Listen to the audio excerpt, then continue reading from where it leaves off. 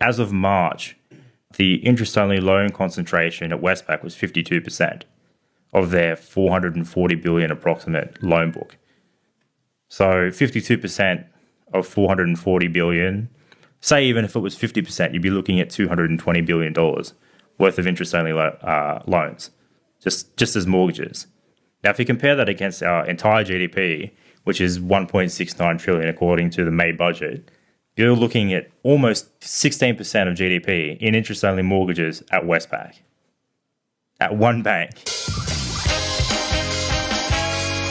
All the way from their Sydney studio, you're listening to The Jolly Swagmen, the podcast on unusual topics with exceptional guests, with your hosts, Angus and Joe. Welcome back to another week on the Jolly Swagman podcast. I'm Angus. I'm Joe Walker. And this week we speak to Andrew Baker, who is a self-taught financial markets trader.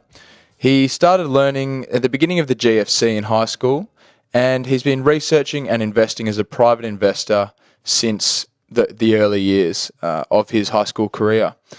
In the last 4 years or so, he's been working in and around funds and is also involved in emerging data analytics in a number of his current jobs. We caught up with Andrew to talk about the housing crash that he believes is looming for the Australian property market, and to get a few of his thoughts on trading, the reasons for the impending crash, and a few of the ways that you as listeners can benefit from it. But it's an interesting story about how Andrew first got in touch with us on the Swagman podcast. Andrew reached out to us after hearing our episode with Professor Steve Keen of Kingston University. Andrew and Steve are acquainted, and Andrew is a big follower of Steve and his views. So that was interesting because both of them share a lot of perceptions of the Australian housing market and how it is definitely a bubble. So before we go on, we're going to define a few terms that pop up in this episode. The first thing we want to talk about is peak credit, which you could also think of as peak debt. The reason for that is credit and debt are flip sides of the same coin. If I loan you money or credit, then you're in debt to me, and that becomes my asset and your liability. But peak credit is analogous to the concept of peak oil, which you may have heard of. It was the theory that the world oil supplies were going to top in the 1970s, and then we were going to run out and they were going to tumble down. So it's the same idea. Peak credit just means that we're hitting the top of the credit in the economy, and after that, it's going to start drying up because we simply can't loan anymore. So that's the first thing to bear in mind. The second bit of jargon that we wanted to touch on was something that Andrew mentions called self-amortizing loans. And this is kind of linked to another bit of another term that he uses, principal and interest-only loans. So first of all, self-amortizing loans are where if I borrow $1 million from Joe, thanks Joe, I will pay back the loan, which includes the interest component, say 5%, and a bit of the actual $1 million that he lent me. So that's a self-amortizing loan. The loan is being reduced over the course of my repayments. And that can also be called a principal and interest repayment. These repayments will be a little bit higher, so it's a bit more of a cost to me, but the debt is reduced over time. The other type of loan that Andrew touches on is an interest-only loan. So that's where Joe will loan me $1 million and maybe he charges me 5% interest. So perhaps for the first 3 to 5 years of the loan, I'll just pay the interest repayments. I'm not actually paying off any of the initial debt. And the reason why borrowers can get in trouble is after the 5 years, if the property hasn't increased in value, then, and I haven't paid off any of the initial debt, my repayments will go up because I start having to pay off some of the principal and I get into a bit of financial strife, particularly, as Andrew says, if my wages haven't increased over those 5 years. And finally, the last bit of jargon that we wanted to touch on was refinancing. So that's where, again, if Joe loans me, let's say $5 million this time, thanks Joe, I might be paying that loan off for a couple of years and then realise that maybe I want to go to another person or another bank. So I might go to ANZ and refinance my loan, where the loan balance is transferred from Joe to ANZ, perhaps at a better rate, perhaps at better terms and conditions. And the problem that Andrew says we'll run into is that we'll be no longer able to refinance our loans, which means we're stuck in loan repayments that we can't afford, and the market for borrowing dries up. Just to give you a sense of why these terms are important, think back to the US mortgage crisis, and the best way to explain this is through referring to Michael Lewis's best-selling book about that, The Big Short.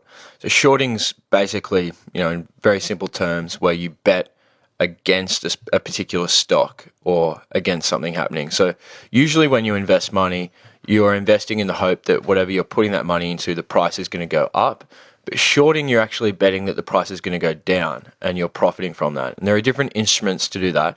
But the main point is that this group of investors that Michael Lewis covered in the book, The Big Short, betted that the US housing market was going to go down in the financial crisis. And as we all know, it did. One of those investors was a guy called Michael Burry from Scion Capital out of California. And what he identified was a particular type of loan called that had a teaser rate. And the teaser rate meant that people paid, for the first few years, a really low interest rate, which was designed to entice them into taking the loan out. But then after a few years, that rate kicked up and they found that they struggled to repay their loan. And that's when people started defaulting. That's really important because what Andrew identifies in this episode is the parallels between those teaser rates that were part of what led to the US housing crisis and the interest-only loans we're seeing in Australia today, combined with people's inability to refinance those loans. So earlier in the year, APRA, the Australian Prudential and Regulatory Authority, said that the Australian banks were only allowed to have about 30% of their loan books for interest-only loans. And that was a clear signal that things had already gone too far. Some banks are completely over-leveraged when it comes to these interest-only loans. But the thing with interest-only loans is that they're similar to Michael Burry's teaser rates in that you pay back just the interest at the beginning, and then you have to start paying back the principal and the interest, and that's when prices really start going up. This is only a problem because income or wages growth in Australia hasn't been rising proportionately. It's been stagnant for a few years now. So it's predicted that people are going to struggle to repay those loans. So we're calling Andrew the Michael Burry of Australia, and you'll soon find out why. But without much further ado, hit it. Andrew Baker, thank you for joining us on the Jolly Swagman podcast. Thanks for having me. First question, why are we going to have a property crash in Australia? Why are we going to have a property crash? Well, there's really only a few reasons why we wouldn't have a crash. Those would have been foreign investors, for example. But if you actually start looking at China, they've put in capital controls. So at the moment, the most they can bring out of the country is $50,000 a year. So for them to actually be investing in property to a large extent with the necessary deposits for the median house price, say, for example, in Sydney or Melbourne, there would have to be money laundering, which is, it's not exactly ideal, but it does happen. The other reason for it to happen is because we rely on private debt far too much in Australia. We have the second highest household debt to GDP in the world, or in the OECD at least, behind Switzerland. We also have the highest concentration of mortgages at our largest banks of anywhere in the world. 60% of all loans are mortgages in Australia.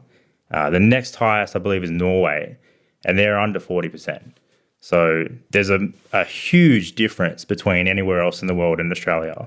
Even Canada, which is very bubbly, is still under 40%. So we're still another 50% beyond where anywhere else in the world is, which kind of puts us into stratospheric levels of concentration. Like, you can't run an economy on one sector forever. It just doesn't happen. You can't have an economy that's just based on oil, which is why Saudi Arabia is trying to move towards renewables, for example, and tourism and those sorts of things. You can't just run on technology, which is why Japan has got all these other forms of investment into their country. You can't just run on natural resources, because if you could, Venezuela would be one of the most prosperous countries in the world, which we all know it's not. So the idea in Australia in particular, we're a commodity exporter and we run on property as well. We either have property going, which, as you mentioned earlier, we either have property going or we have mining going. Now, at the moment, we don't have mining going. That pretty much came to a head in 2014, and we've been cutting interest rates since 2012 to kind of soften the blow of that mining investment finishing. Since 2012, coincidentally, the median house price in Sydney has gone up roughly 70% or so. I can't remember the exact figure, but it's floating around 70%. During that period, the median wage growth has been, less than 3% a year? So how can you have 70% price growth in 5 years and median wage growth of, I think the average is about 2.5%? Because if it's gone up 70% in 5 years, just doing the math, rough calculation, it's up 12 to 13% a year compounding. Now, if it's compounded 12 to 13% and you're getting 2.5% wage growth, every year you're missing 10% of an income growth to be able to pay that off, right? You've also got systemic mortgage fraud. UBS came out last week, I believe, and said there was $500 billion worth of mortgage fraud in the Australian market. That's roughly 1/3 of our GDP. Yeah? That's roughly 1/3 of all mortgages, which is astronomical. And no one's reacted to it. What was that number again? Of $500 billion. So how have we allowed that quantum of mortgage fraud to be perpetrated? What's going on, and how are they hiding it? They hide it by saying, well, that's a very good point. You can hide it very easily when house prices are going up. You can say, but rental income is part of their income now, and because the price has gone up, they can ask for a higher price in rent. Yeah, but you can't ask for a higher price in rent if wages aren't going up, because fewer people will obviously be able to pay that. If their wages not going anywhere, then it stands to reason that the rent price would not go anywhere, because you would just run out of people being able to rent, or you'd have to import people. And our immigration laws they're not up to the extent where it's just easy enough for someone to move in from another country to do that. The other point that people like to make about property just not crashing because there's so many immigrants, so many people coming to Australia. Now, population growth in Australia is about 1.3% per annum at the moment, ballpark figure. Now, if you look at Spain at the peak of the just before the peak of the global financial crisis. So global financial crisis started in 2007, and that's when their population growth peaked. Now, if you're going to use the argument that population growth will stem the tide of there being any kind of property crash, then you'd look at countries where population growth was increasing and you'd try and use that as a gauge, right? You try and say, okay, if this place has got population growth, then there's some way that you can compare that to Australia, and you just can't do it. Our population has not been growing at the same rate as what it was prior to the GFC. It's been declining. The rate of growth is not the same as what it was. It's also the case that population growth in Spain and Ireland actually was high when the GFC hit. So for the argument to be made that population growth would stem the tide of there being any kind of decrease in prices just doesn't make any sense. The thing you need is wage growth. You need consistent wage growth, and you need there to be some kind of industry that can take over so that if there is a decline in a specific sector, then there's something else to take the slack. And we just don't have that in Australia. We're one of the least economically diverse countries in the world. I believe we're below, Jamaica? Below Jamaica in economic diversity, which is just not where you want to be. Crazy, man. Crazy. Bearing in mind those two facts that you just mentioned, low wage growth, but massive increases in value of properties. Yeah. Who are the or the worst exposed banks when it comes to this potential crash? We obviously have the big four, but within those, maybe, who would you single out? I would definitely say Westpac and CBA. And the reason why I say Westpac and CBA, as of March, the interest-only loan concentration at Westpac was 52% of their 440 billion approximate loan book. So 52% of 440 billion, say even if it was 50%, you'd be looking at $220 billion worth of interest-only loans, just as mortgages. Now, if you compare that against our entire GDP, which is 1.69 trillion according to the May budget, you're looking at almost what is it? Like 16% of GDP in interest-only mortgages at Westpac. At one bank. Right?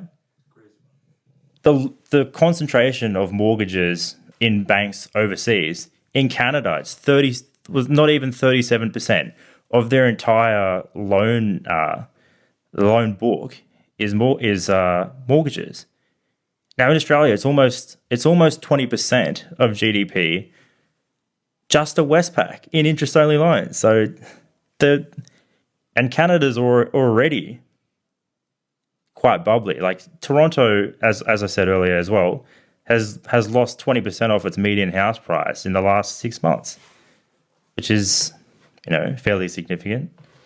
What do you think the leading indicator will be that things are starting to turn when that property bubble begins to burst? It'll be a combination of things. I don't think it'll necessarily be one particular thing. It'll be peak credit. If you look into Michael Burry, it'll be peak credit. That's the thing that he uses as his main indicator. So just for people who mightn't have heard of Michael Burry, who is he? So he was the main character that The Big Short was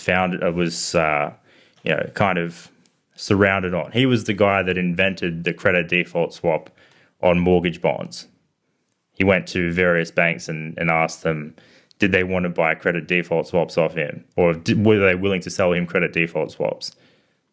So yeah, basically his investment strategy was to find the worst of the worst. And it applies in many ways. So his strategy was to find, it was variable interest-only loans. Right? But he said that they'd reach peak credit when there were self-amortizing ones, where you could basically draw from the equity of those properties, which is exactly what's happening now. But if you're looking for a particular indicator that kind of activity is going to end, on the 31st of March this year, APRA came up with the 30% speed limit on interest-only lending. So it said that into the future, there's only going to be a limit of 30% interest-only loans as a ratio of the total loan book that they could have going into the future. Now, all of the big four were at least above 35%. CBA was over 40%, and Westpac was over 50%. So if each of them has about $400 billion in mortgages, then ballpark figure, it means say they all have to offload between 10 to 15% of their mortgage books, and they're all at $400 billion. It means that they have to offload in total about $300 billion worth of mortgages. Now, where's that going to go? Is that going to go to a smaller lender? They already have 70% of the market. Where do these loans go? They're either going to a poorer credit quality lender, someone like a Pepper Money, for example. I probably shouldn't be saying, naming names, but they might be going to Mortgage Choice or a broker to try and get a different deal on refinancing. But it's still going to get to a point where there's a number of those people that try to refinance that are going to have to go on principal and interest loans. And as soon as you do that, the amount that you're repaying, because you haven't paid anything off the principal, immediately jumps 20, 30%. So if you're paying $2,000 per month on your mortgage, and your loan jumps 20% that you have to pay because you're paying the principal now, it's $400 a month extra. That's not including any rate rises, first of all. That's not including any kind of wage growth becoming stagnant, not moving around. It's not including any unemployment whatsoever. It's not including any kind of move away from foreign investment from China, for example, who's got capital controls on. There's all these things that are pointing to that kind of refinancing market just finishing. And when that happens, this is, that's probably the main thing I would say. The decision from APRA in March was definitely one of those sorts of things that you look at and go, that's probably a turning point in this market. Now, if you look at what analysts were saying about the Australian housing market up to about March, everyone was bullish. They were saying, oh, this is really heating up. This is very heating up. Ask them what they're saying now. Now that we've gone from 80% clearance rates in Sydney to 67% last weekend. Now we've gone from 88% in Melbourne down to 76 now. And could you just explain what a clearance rate is? So clearance rate is properties that either go to auction or to sale during a given week. So you might have 1,000 places for sale in Melbourne or 800 roughly in Sydney. There's usually not that much in Brisbane, Adelaide, Tasmania or Western Australia. It's typically in Adelaide and Brisbane, you're looking at like 100 properties, 150 properties a week or so are going for auction, right? Where if you look at Sydney, they're up around the 800 to 1,000, obviously because the population is larger, but just because property is more of a thriving market, as they say, at the moment, in comparison to those other markets. So these clearance rates, which seem to be quoted weekly like sports scores on sort of nightly news, Yeah. do you think they give a fair indication of the actual properties that are being sold at auction? Yes and no. I think the problem is everyone looks at the clearance rate and they see that as a figure and they don't look anything further into it. They go, okay, this amount of property sold, therefore that's how the market's going. They're not looking at what kind of sale it was, whether or not it was what the buyer was after, what the seller was after, whether or not they've had to do a private treaty sale, whether it was a sale before auction. All these things are very important to how the market is actually performing. Now, when you talk about Melbourne, everyone would say, or anyone that was analysing the market and looked at 76%, they would say that's still within the range of it being a fairly bullish market.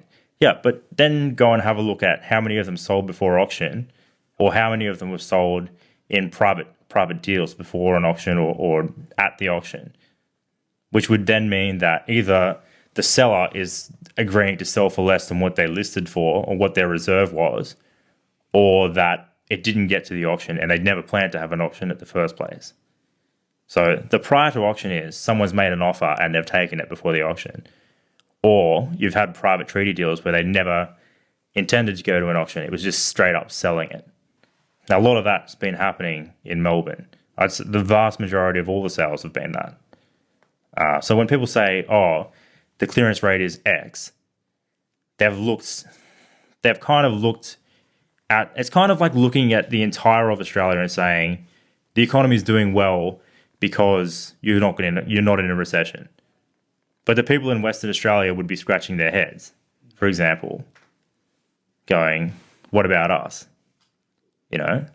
Clearance rates 35 to 45%, maybe 100 auctions. And of those, a lot of the ones are selling before auction. So there's basically no buyer interest in that market. So if someone said to you, the clearance rate is really important, I'd say yes, but how do you quantify that? And the way that I've explained that, I would say, is probably a good way to go about that.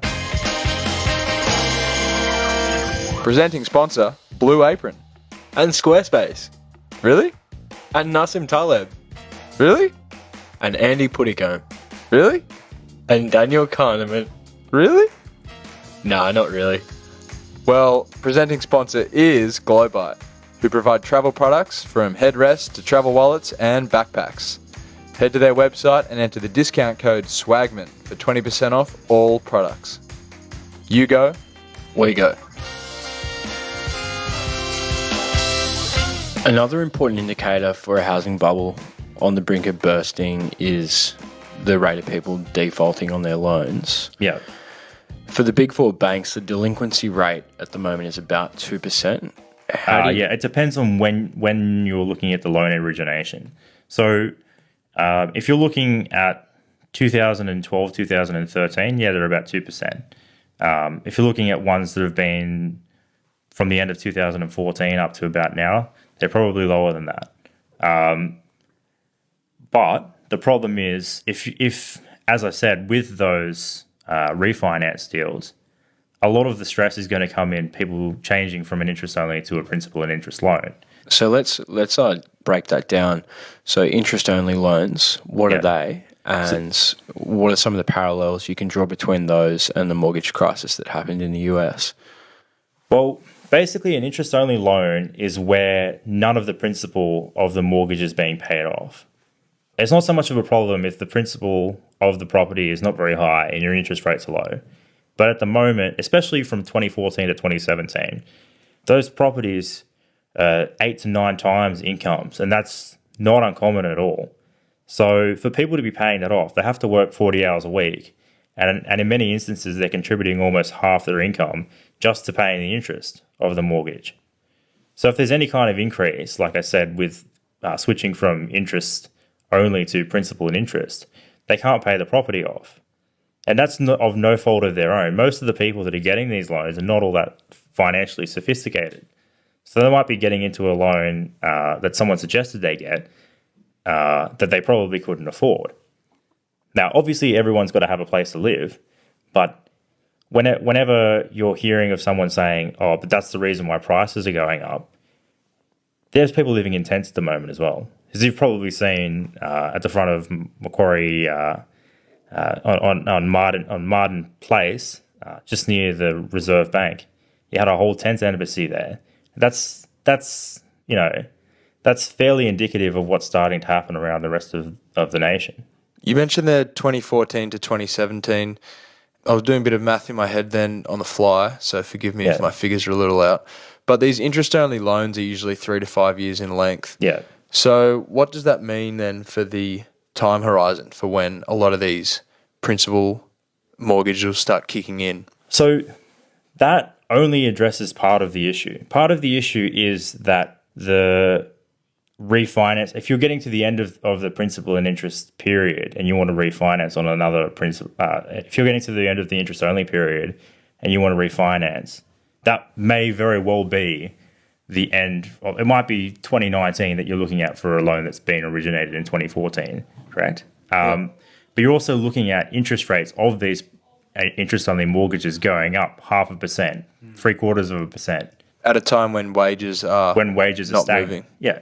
So there's definitely the banks are definitely trying to push people towards principal and interest loans. There's no risk in the world about that. But it's whether or not these people on interest-only loans can actually afford to pay them. What do you make of the bank's argument that, well, it's not in our interest to offer loans to people who can't afford to repay them? Well, I disagree. It's definitely within their interest to give loans out to people that can't pay them, because while ever capital gains are happening on property, they're making money. They're making money because people can refinance, and they can refinance on principal and interest loans, and they can refinance because they've got enough money to be beyond the lender's mortgage insurance threshold based on the fact that there's been capital gains on that property. You might have say you bought a property in 2012 and you literally sat on it for 5 years. By the time you go to refinance, there might have been 60% capital gains on it. Right? Say you paid $400,000. So that's $640,000 now, which is probably not realistic. If Sydney, it's probably higher than that. But if you're going to refinance, the LVR, so the loan to valuation ratio on that property has gone from, you might have had 5% as deposit, but now you're almost 30%. So when the banks go to do a risk assessment on these properties, they're saying this person's LVR 70, LVR 60, they're not really a risk, but they've given out a terrible credit quality loan to someone that's basically just on the threshold of being able to pay their mortgage off. Now, if they've been drawing any equity out of that house to actually pay their lifestyle, then they're not, like, they might have only drawn 10% equity, but they've had to do that to live the life they're living. As soon as they've got no position where they can draw more equity out of their house. They're finished. So the cop on the beat for the financial sector is ASIC and chaired by Greg Medcraft. Yeah. Do you think if what you're saying comes to fruition and we do have a housing crash, it's going to be their fault that they allowed this sort of market conditions to eventuate? I think they're overregulated and underfunded. And in many instances, there's people at the regulatory bodies in Australia, whether that's government or ASIC or APRA, that have got a vested interest in property continuing to rise in price. Whether that's because they used to be in charge of the American security, they founded the American Securitization Forum, or they were the CEO of the Australian Securitization Forum in the case of Greg Medcraft. That doesn't necessarily mean that he's overly bullish on property or that he wouldn't prosecute when he was supposed to. It just means that there might necessarily be a case where he's a bit soft, and it's not him trying to be soft. It's just the fact that he has so much experience with these people and he doesn't really want to have to prosecute people for doing the wrong thing. Like if I had a mate from my university that all of a sudden did insider trading and it was my job to go and prosecute him, I wouldn't be really happy about having to do it. And that's indicative of a lot of people that are in charge of the regulation of these markets. Like I'm not saying that I think they're bad people for not doing the things that they should be doing, but it comes to a point where the stability of the entire economy is more important than one particular asset class. What 3 pieces of evidence would you direct someone to on the internet who's wanting to learn more about the oncoming housing crisis? Well, I'd probably definitely go and look at Michael Burry's Vanderbilt University speech. It was back in 2011. And then I'd try and draw comparisons to Australia. Now, there's a lot of quite technical jargon in that. So you probably might need to get a thesaurus out or a financial dictionary to kind of understand what he's saying. But the general gist of it is very similar to what's happening in Australia right now. I'm trying to think of... UBS, I guess. Oh, yeah, the UBS report that came out last week about the systemic mortgage fraud in the Australian market was probably definitely another one to go and look at. Yeah, it's...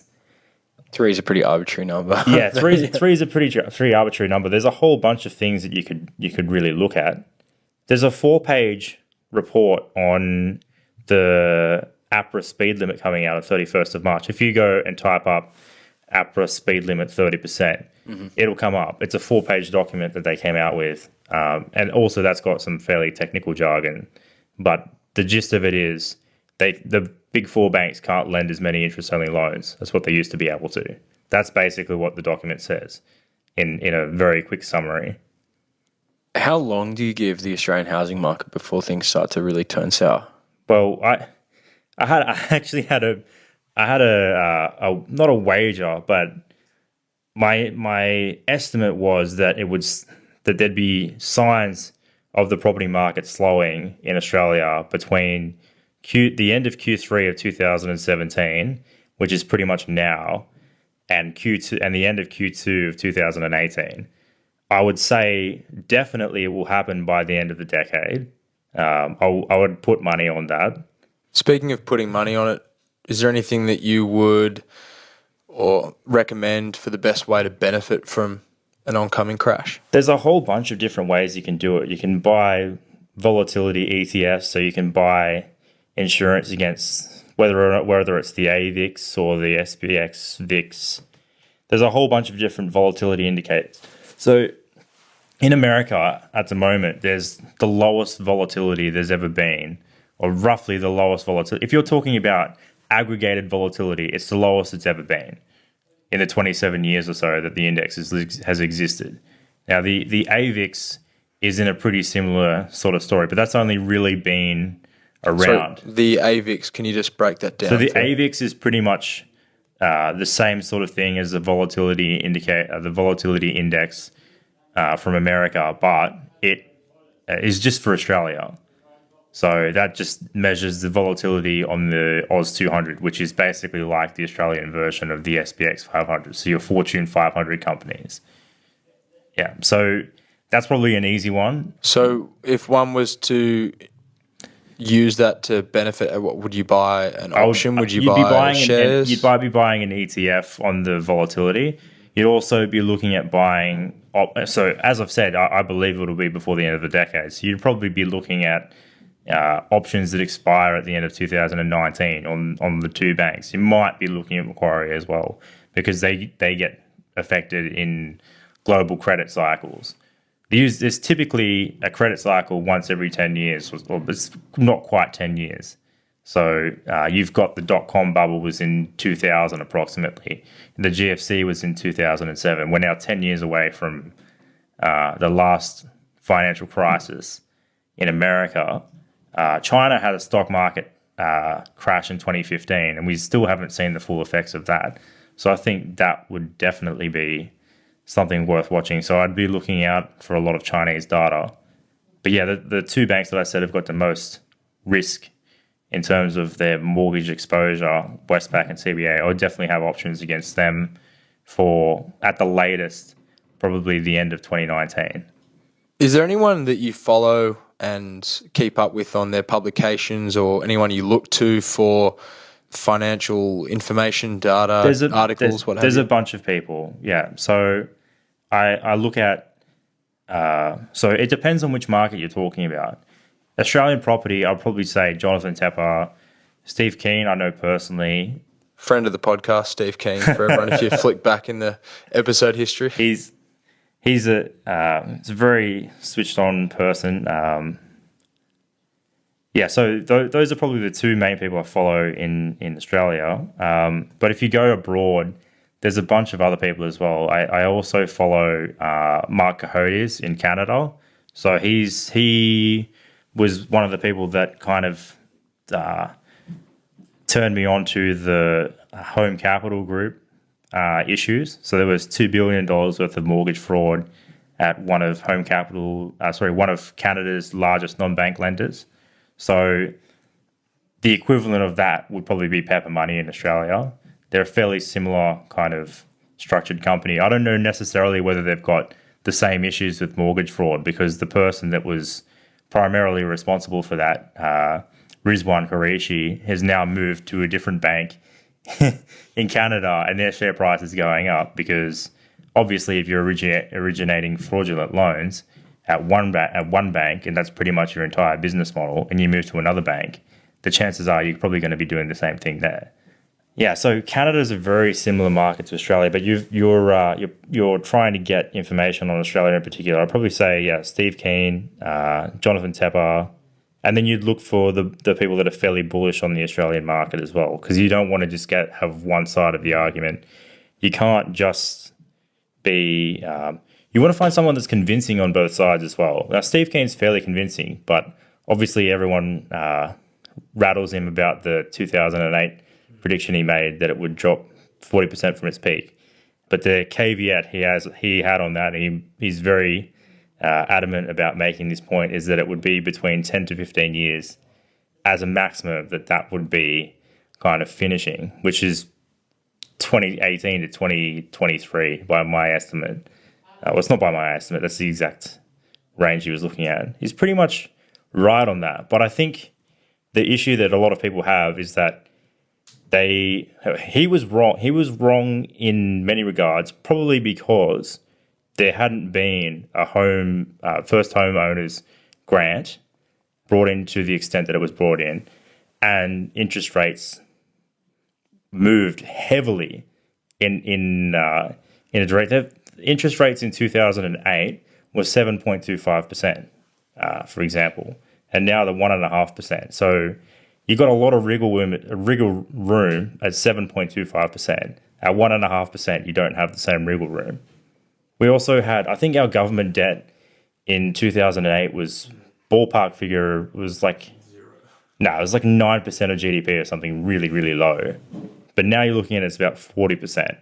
And you're looking at a government now that's not willing to deficit spend.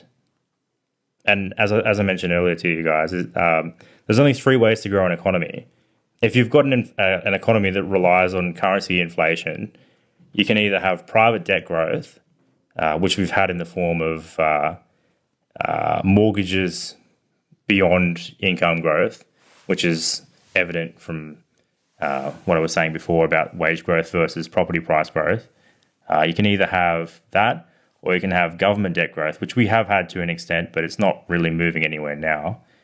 You can actually look at the Bank for International Settlements statistics browser, and they have some pretty interesting information on that. Or you can run a trade surplus. Now, Australia is pretty much flat.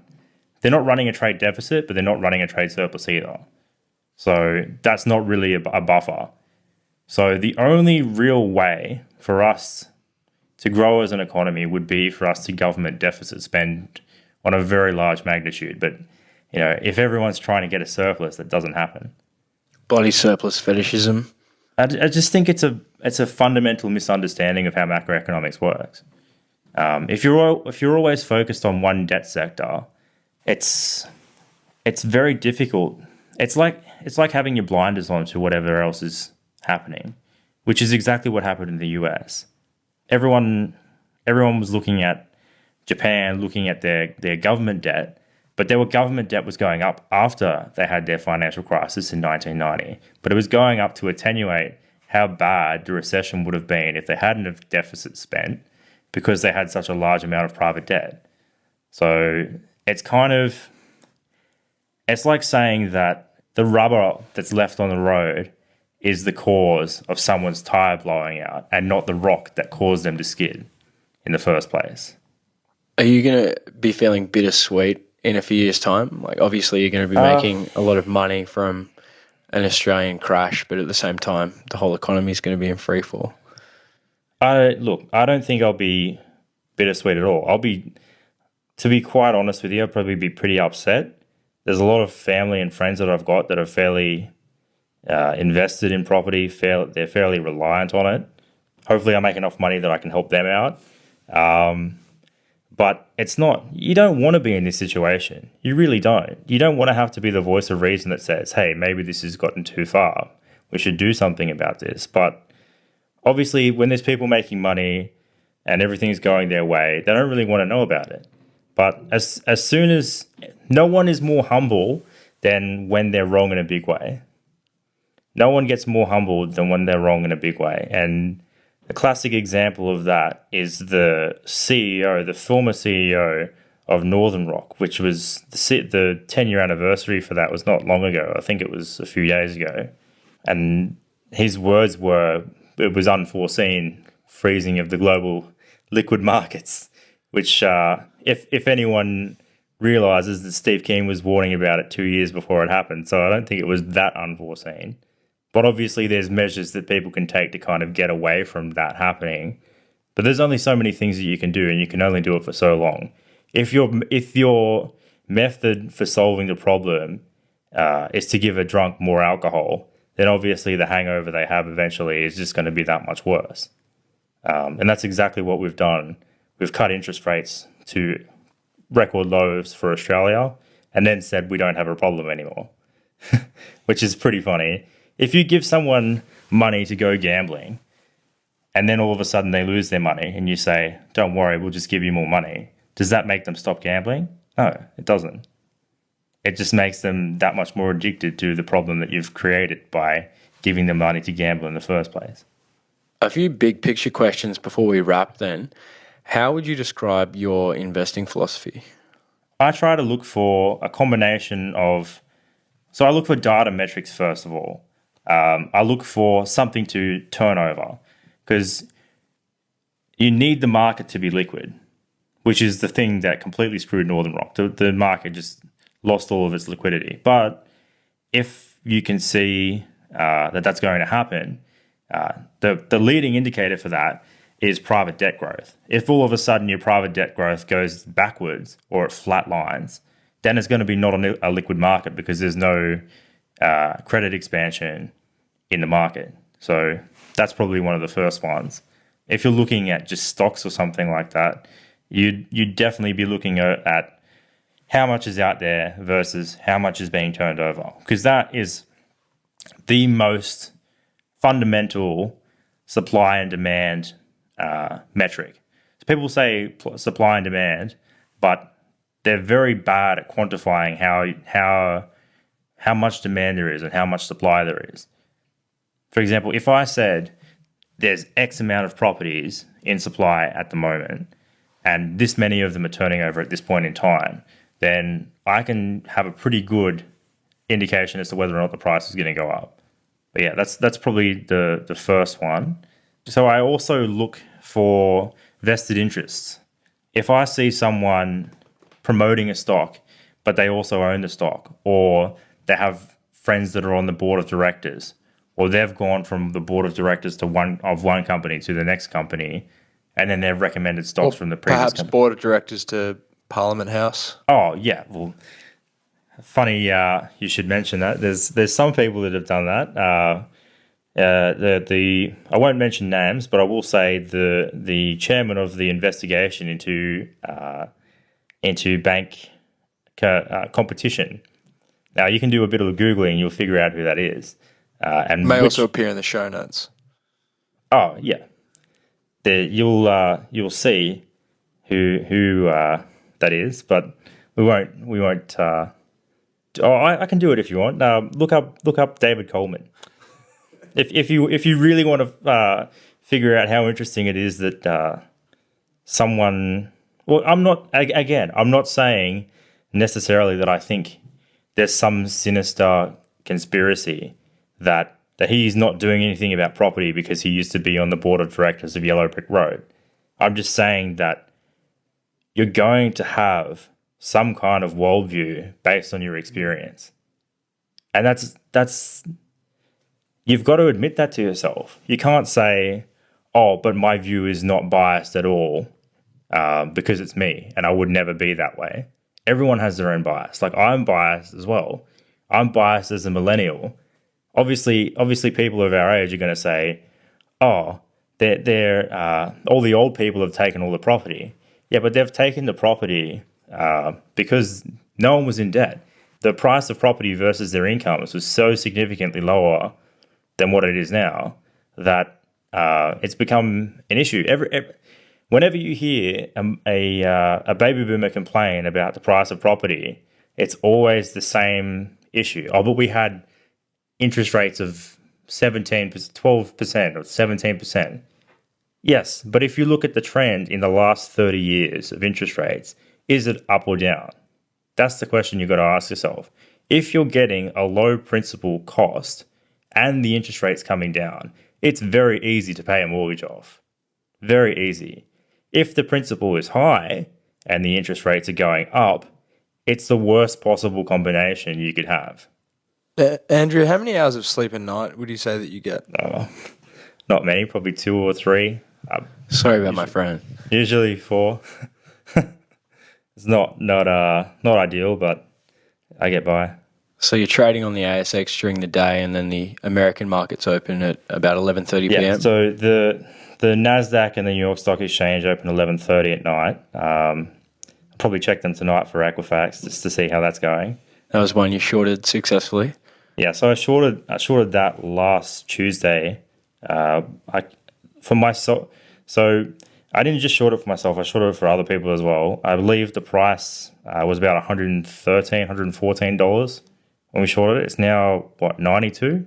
So when the market opens, hopefully it'll be down from there.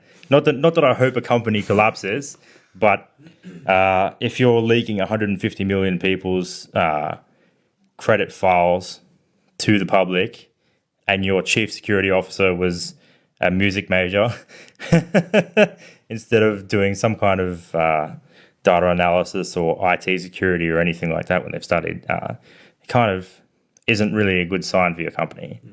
How do you get so many calls right when you're trading? What combination of tools are you using to help? Well, at the moment I'm not using them, but there are things that you can use. You can use Twitter sentiment API bots. You can use Google Trends, data analysis. So you could, for example, say you wanted to try and pick something and you thought there was a correlated search term. If you were looking at NVIDIA stocks, for example, and you thought they were going to go up in price, the main thing driving the NVIDIA share price is a combination of gaming and cryptocurrency. Now, cryptocurrency mining is probably a good search term because that's where a lot of the purchases for GPUs is coming from, which is what NVIDIA makes. So if you see all of a sudden there's a surge in the search term cryptocurrency mining, chances are the share price is going to go up, so you'd buy that share. Now, coincidentally, did that on NVIDIA in March, and their share price, I believe, went up 70% in that month. So it's a pretty good indicator. So that's just one example of what you can do. You can also get data feeds from the entire stock exchange and then look for turnover. You can look for, say you looked on the cryptocurrency market. There is a threshold. I'm not going to say what it is, but people can do their own research.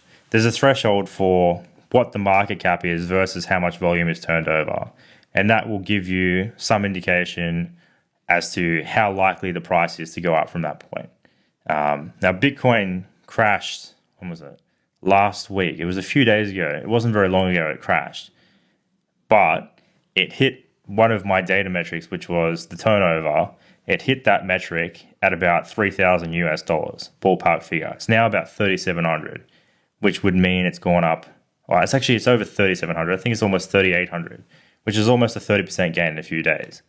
That's just one of the ways of doing it. You can also use what else? What's another good one? There's Guru Focus as well, but that's fairly expensive, so I probably wouldn't recommend that to starters. But that gives you pretty much the compilation of all the major investors' portfolios. Now, you can pick what you're going to invest in based on what they're doing, or you can come up with your own metrics like I've done. I think it's probably better to do your own thing, but give yourself some guidance from people that have actually had success in the industry.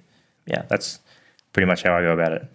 For some of our listeners who may work, full time, can't dedicate as much of their day to doing the research and investigating various stocks, what are some of the things they can do so they can have an informed mind when they go to invest? Is it enough to read the financial review, or they really need to do their own digging? Look, to an extent, I think if you're looking for things that are going to be significant for financial advice, you'd look at something like Four Corners, for example. When there's a big media announcement about something having gone wrong, Four Corners did Austrac, they did Austrac investigations into mortgage fraud from CBA. They've also done insurance claims on CBA. They did the Domino's Pizza underpaying staff. They did 7-Eleven underpaying staff.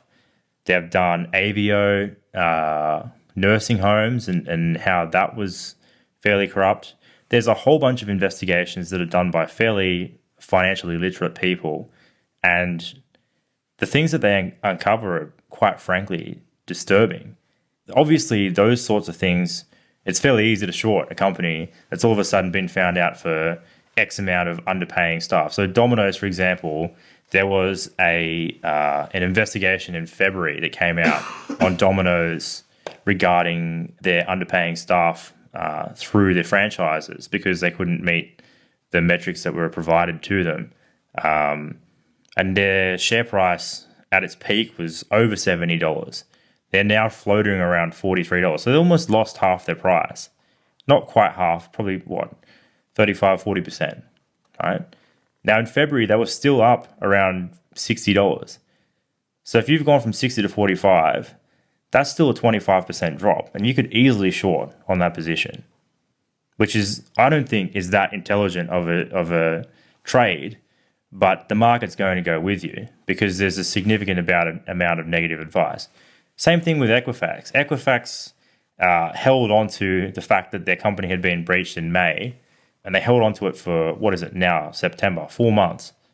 Held on to it for 4 months, didn't release it to the market, even though it's price-sensitive information. They're supposed to be under continuous disclosure laws by the SEC.